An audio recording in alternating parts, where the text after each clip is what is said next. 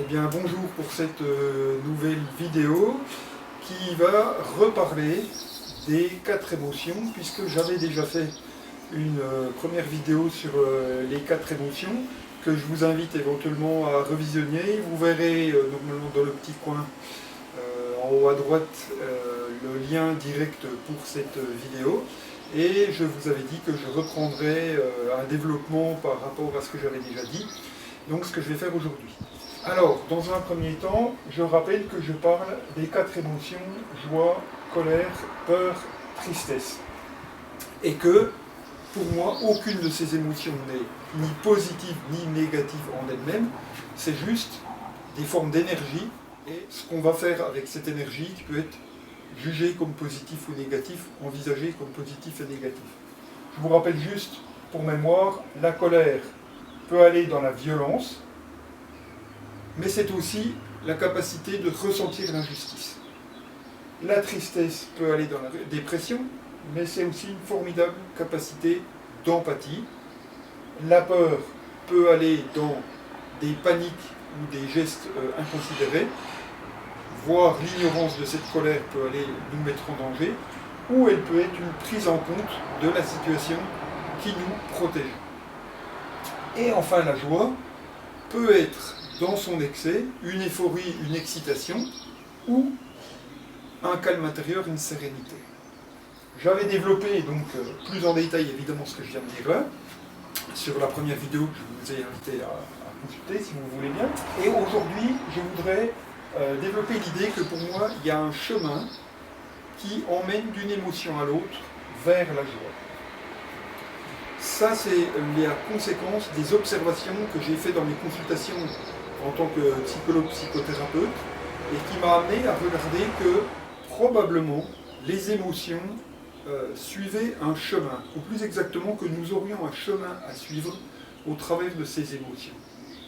Et tout d'abord, pour une meilleure compréhension de pourquoi il y a à vivre ces émotions et il y a à en faire quelque chose, j'aimerais vous lire un petit extrait que je mettrai sur l'écran plus en grosseur. Ce que je vous explique ici est bien dans le cadre de la méditation de pleine conscience et dans comment on peut travailler avec. La pratique de la capacité à la rétention, pleine conscience propre, n'est pas un but en soi, mais bien un moyen vers une fin plus explicitement cognitive, c'est-à-dire on fait intervenir la réflexion. Son objectif principal n'est pas de parvenir à un état calme et concentré, aussi utile cet état soit-il, donc là ça peut surprendre certains, mais d'utiliser cet état pour acquérir une compréhension plus profonde de la nature changeante de nos états corporels et mentaux, afin de libérer notre esprit des habitudes et des tendances qui nous lient à la souffrance.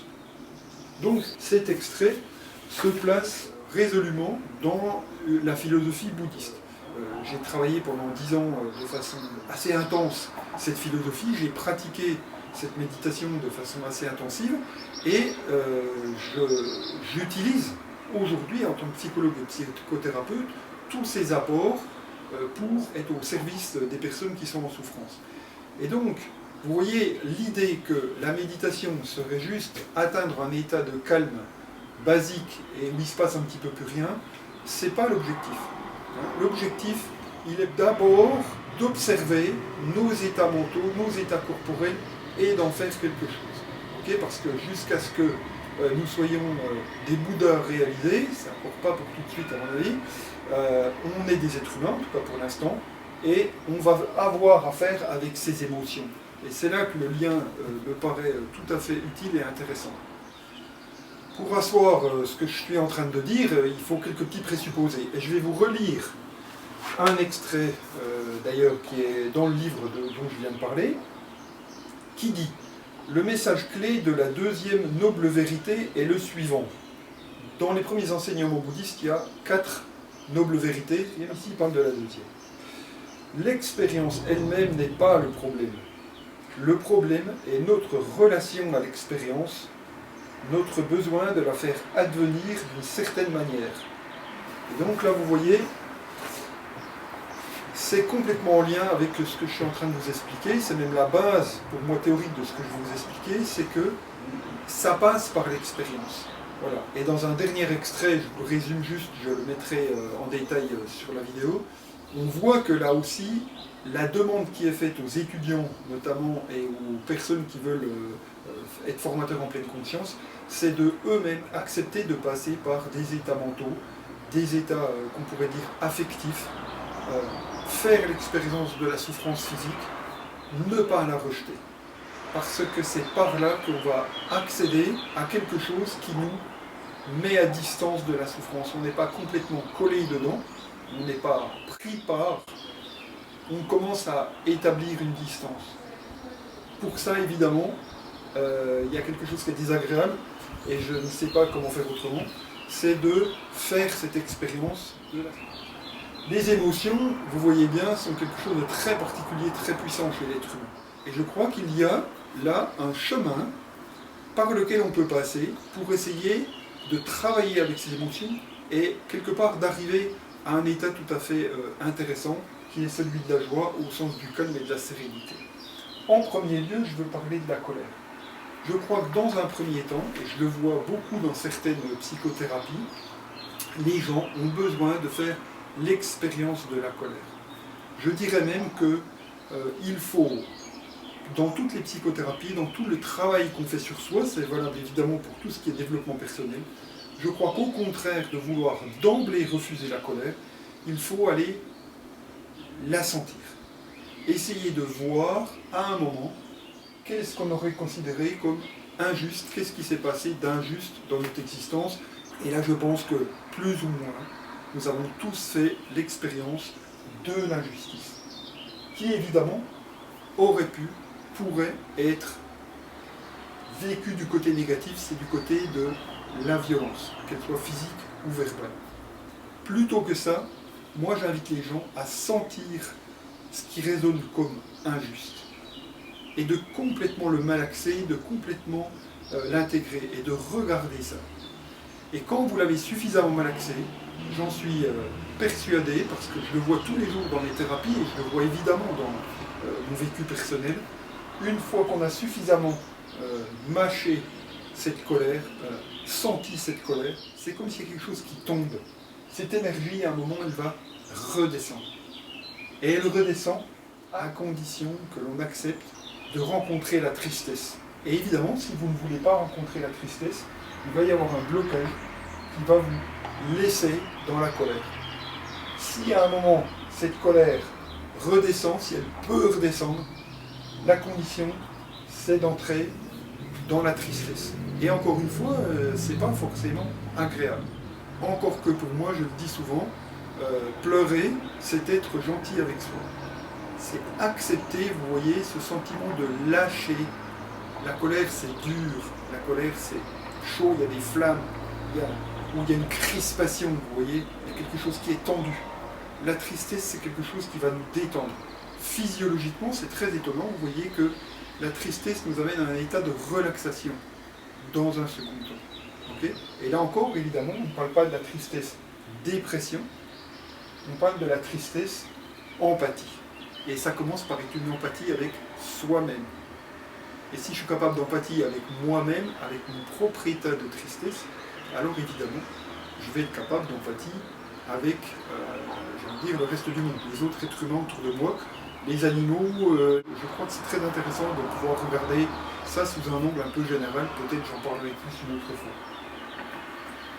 Une fois que cette tristesse est vécue, pour ne pas justement qu'elle se bloque et qu'elle reste bloquée et qu'elle finisse en dépression, alors il y a quelque chose à faire, c'est de s'autoriser à regarder les peurs. Et ce passage-là aussi est compliqué, parce qu'il est même de plus en plus compliqué, je pense. Parce que les peurs, pour moi, sont ce qui représente la base des émotions les plus puissantes chez l'être humain, et on voit ça dans pratiquement toutes les philosophies, toutes les religions. Le bouddhisme, évidemment, en parle beaucoup. Est-ce que nous acceptons de faire face à nos peurs? Et là, évidemment, c'est quelque chose de très fort, de très puissant, mais aussi de très libérateur. Et en particulier, évidemment, il va falloir passer d'une émotion un peu douce, j'ai envie de dire à des moments la tristesse, à une émotion qui va nous chercher beaucoup plus loin. Et qui va chercher évidemment dans des peurs, non pas des peurs en surface, j'ai peur des araignées, ou j'ai peur des serpents, voilà, qui sont pour moi des peurs de surface, et qui sont juste représentatives de peurs beaucoup plus ancrées, beaucoup plus fondamentales, beaucoup plus primaires. Et quand on va aller chercher ces peurs, et qui là sont communes à peu près à tous les êtres humains, alors là, il va y avoir aussi un véritable travail qui va dans le sens de nous libérer de l'emprise de cette peur. Et je pense que l'intérêt du travail thérapeutique, c'est qu'on est dans un accompagnement.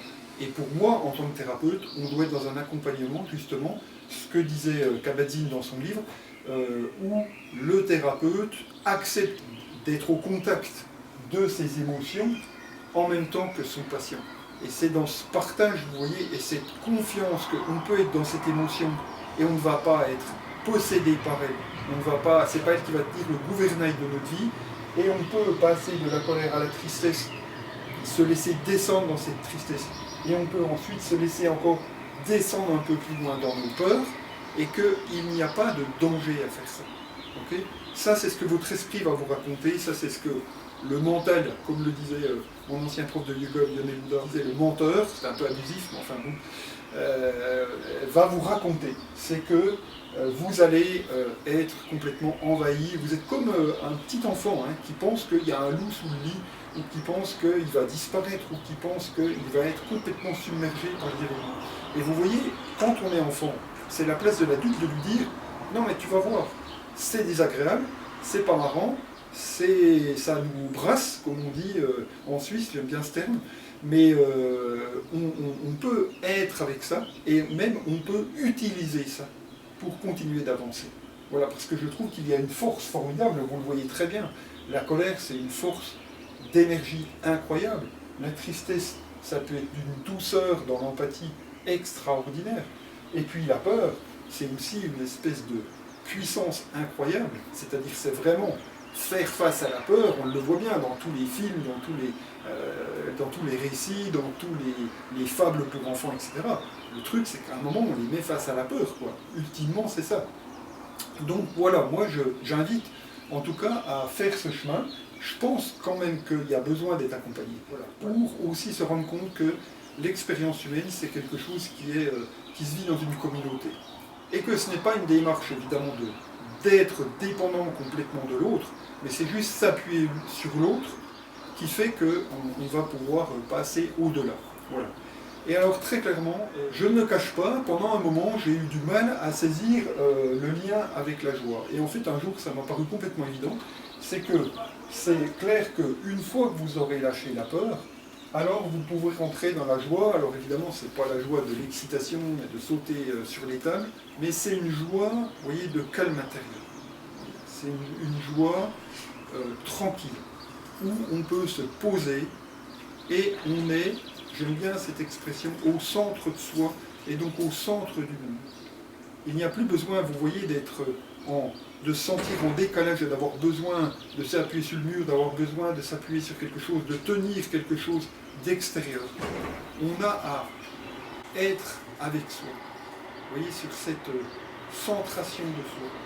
Et c'est ça qu'on peut apprendre parce que la peur ne va plus nous décaler. La tristesse ne nous emmènera pas vers la dépression. La colère ne nous fera pas devenir violent. On n'a plus besoin d'être agi par ça, inquiet par ça. Et donc là, on peut se détendre. Et là, je pense que vous voyez très bien de quoi je parle, parce que tout le monde fait quand même peu ou prou cette expérience.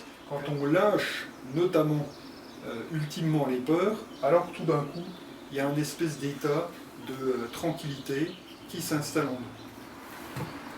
Je vous invite donc évidemment à faire ce chemin, puisqu'on parle d'un chemin, et je vous invite de nouveau sur cette dernière parole bouddhiste qui dit « le chemin est le but ». Et je pense que ce n'est pas toujours compris à fond cette phrase-là. Le chemin et le but veut dire qu'il n'y a qu'un chemin. Au fond, il n'y a pas de but. C'est-à-dire que, vous voyez, on pourrait être dans un sentiment d'échec de se dire bah, « je suis bloqué là, je suis bloqué là, je suis bloqué là, j'arrive pas à me dégager de tout ça ». De toutes ces expériences pénibles, pour arriver à un calme intérieur. Et ça, c'est croire qu'à un moment, j'arriverai à un espèce d'état intérieur permanent, complètement idéal, et vous voyez, tout est blanc, tout est gentil, tout est... Mais ça, c'est pas reconnaître l'existence humaine. L'existence humaine ne s'inscrit pas là-dedans, j'irai pas plus loin, je pourrais en parler dans une autre vidéo, mais elle s'inscrit dans un chemin dans lequel on fait l'expérience de choses qui vont nous amener à nous attacher et donc à devoir perdre des choses, et ça nous fait souffrir. Donc au fond, si vous voulez, il n'y a pas à s'inquiéter d'atteindre le but. Il y a juste à s'occuper, à travailler sur, être sur ce chemin, et le but n'est qu'une direction. En réalité, ce chemin, on peut le faire, j'ai envie de dire, 5 à 10 fois par jour. Donc vous voyez, on est sur ce chemin, et on trouve un petit moment de détente, et on se réexerce, et on se réexerce.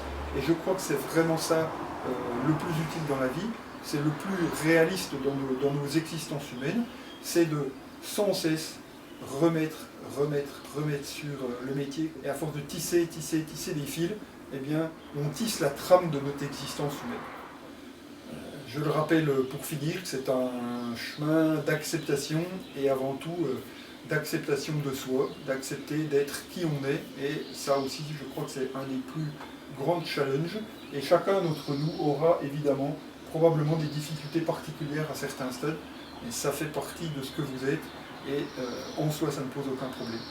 Voilà, je vous remercie d'avoir suivi cette vidéo, et je vous dis à bientôt. Au revoir.